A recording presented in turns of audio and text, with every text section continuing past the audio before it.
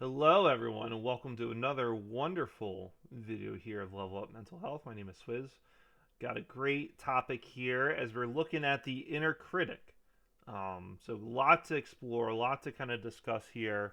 So, hopefully, you got your whatever it is that you're doing while you're listening to this or watching this as we break this down. But hopefully, you enjoy this video here.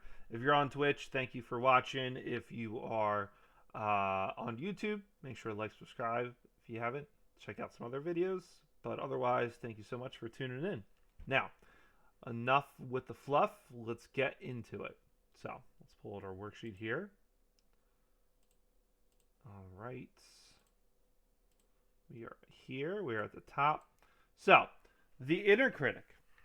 This is a good kind of theoretical concept to really just think about yourself and think about again when you look at your behaviors or you look at things that are, how you function or how you operate, how you think.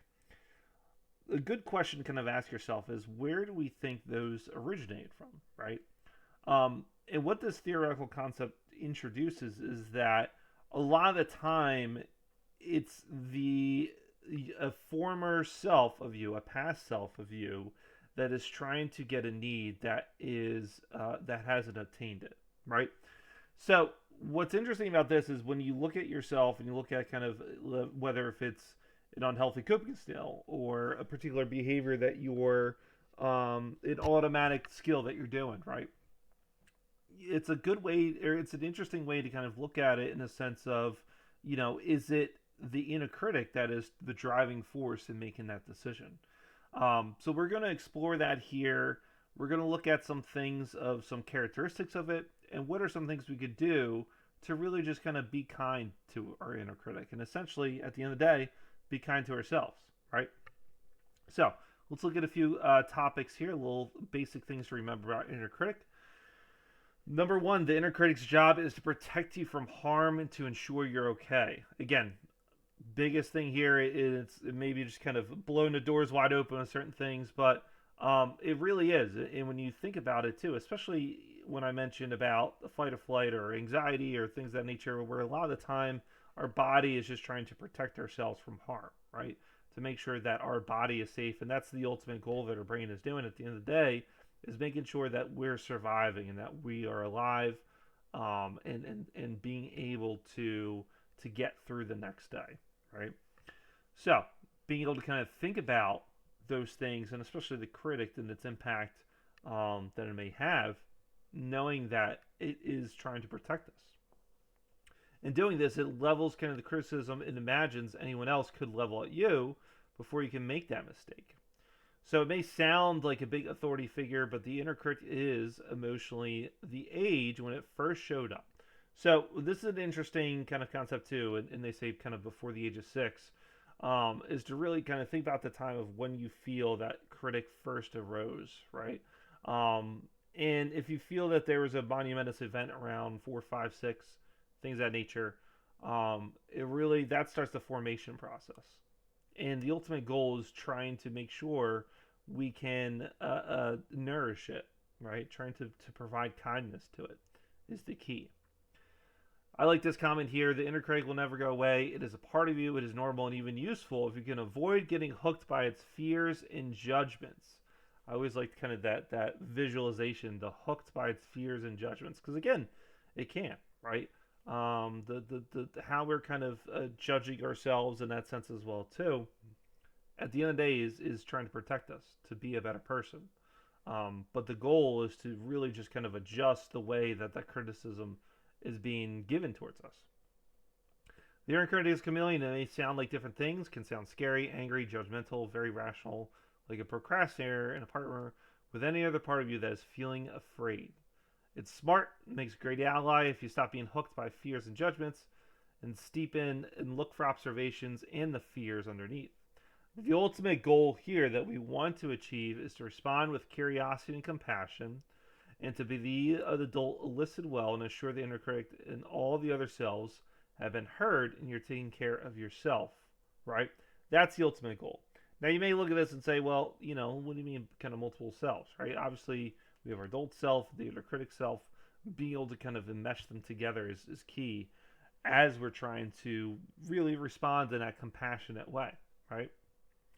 So, what are the ways that we can adjust that relationship we have our inner critic, right? And as you can see here, it's not to say that we are going to uh, banish our inner critic or remove our inner critic.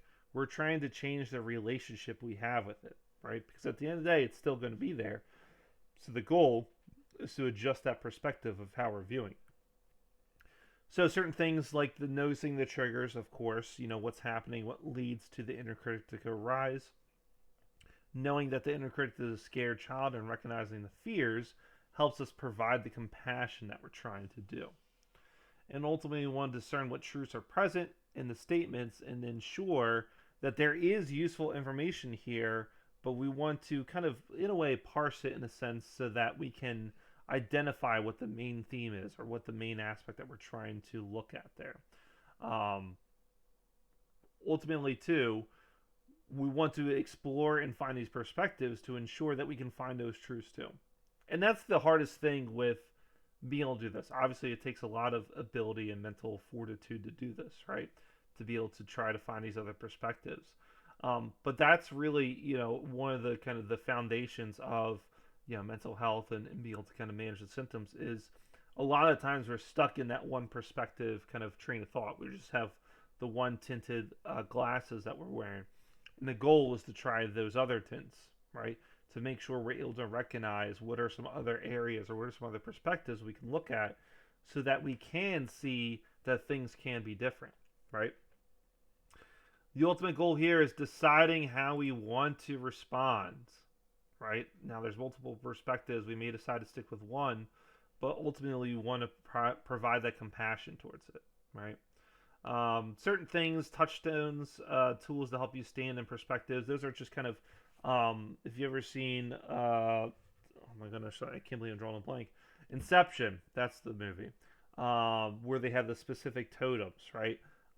You can have your own particular totem to help you kind of stay in that perspective that you're looking for. So if it's a top spinning and you're able to kind of have that, it keeps you grounded, it keeps you centered, it keeps you focused on what you're trying to think about there. So what are the practice tools? So we talked about the awareness, that's key. The visuals, this is an interesting one. If you feel you're pretty creative, draw a picture of what you feel your inner critic looks like to be able to kind of perceive it. Give it a name. What's the authority figures it has, right? As well as being able to draw a picture when you were a child of when you can first identify when it first appeared, and try to think about what were the needs of that child at the time. One of the things that you could do too is through inner dialogue, written dialogue, helps you kind of ask and understand the questions that you're looking for your inner critic. So asking these particular questions here might help identify the need that the inner critic is searching for. So, all good strategies there. The inner critic diagram here, again, just kind of the same thing. How do we acquire it? Through judgments from parents, peers, politicians, religious leaders, authority figures, and self-protection. And how do we build a healthier relationship with our inner critic? To be aware, the awareness, right? Where I was saying this in the previous video for those that were watching. If we can ensure that we're practicing that skill of self-reflection and awareness, it allows ourselves to open our mind to these other possibilities, okay? And recognize, again, if you feel you're in that crisis, use those crisis management skills, okay? Create distance, be mindful, view only as a part of you, don't believe everything it says, and befriend it. So, how do we befriend our inner critic? Well, ultimately, we just have to kind of be our own best friend, right? One of the things I like this area here too, and up here is just being able to provide positive self-talk, and we'll get to that in a sec. But one of the concepts here that I always like to share when kind of going through this topic is a lot of the time, obviously, we can identify maybe something that was negative that had experienced in our lives or a negative person that led to how we're thinking. But the goal is to think about here and able to just kind of think about maybe the positive self-talk of, has there ever been someone in your life that has helped you in more ways than one, right? Certain characteristics such as setting realistic goals, predicting what would be successful, telling what you did right, given specific tips on how to improve, encouraging you to keep trying even when things didn't work out, helped you learn from your mistakes, listen to your feelings without being critical. Those things are key, okay? And if you're able to really just break that down and think about, okay, so what was it like to having someone here in my life that provided a positive influence, you might be able to work on befriending that inner critic there, okay? So this is a little self-assessment here. Again, the more you're able to look at, let's say, if a situation here on the right side, how often do you respond? Do you respond in a critical, negative column here, or the helpful and supportive here? So checking off one of the two is key there. Self-talk, negative versus positive. Again, the goal is what we're trying to do is to adjust that negative self-talk comment of such as, how could I make that mistake? I'm so stupid, to everyone makes mistakes. I'll try to do better next time. One of the things I always like to emphasize is that this thought here, how could I make a mistake? I'm so stupid. Again, coming from like a behavioral kind of standpoint, that message usually can be pretty much, conditioned from how you were grown up, whether if it was from people that were telling you this, or society, or whatever it is. A lot of these kind of pressures coming in that leads you to the creation of this thought, and then that thought gets reinforced. So if you're not completing it, or certain kind of dynamics of getting the homework done successfully and being reinforced by those parents or guardians or whoever, if that's not occurring, that thought's going to continue to grow, right? And the goal here is what we're trying to do. Everyone makes mistakes. I'll try to do better next time. Being able to introduce it and really just solidify that's a possibility that we can have, right? And the last section here is going to be related to building self-esteem. So kind of same thing as well too. Identify what your strengths are, and again, being able to kind of recognize, what are the things that make you feel good. Self-esteem is great. I also we had a topic about self-compassion. So being able to do that is key. And the difference between self-esteem and self-compassion. Self-compassion is that kindness to yourself, whereas self-esteem is kind of like that image of you, right? So if you can work on both, that's great. Self-esteem may be kind of fair weather friend, as we said in kind of a previous video. So if you're able to be compassionate towards yourself, that's the ultimate goal. So at the end of the day, inner critic, something that we all experience, we all have, and the goal is not to disown it, but the goal is to respond to it with a curious and compassionate view. And the more that we're able to do that, the more of an understanding perspective we're coming from, the better we are at being able to reduce those particular responses we may have. Okay? So, hopefully you enjoyed this video here. If you're watching on YouTube, make sure to like, subscribe. Otherwise, I will see you all next time. Thank you.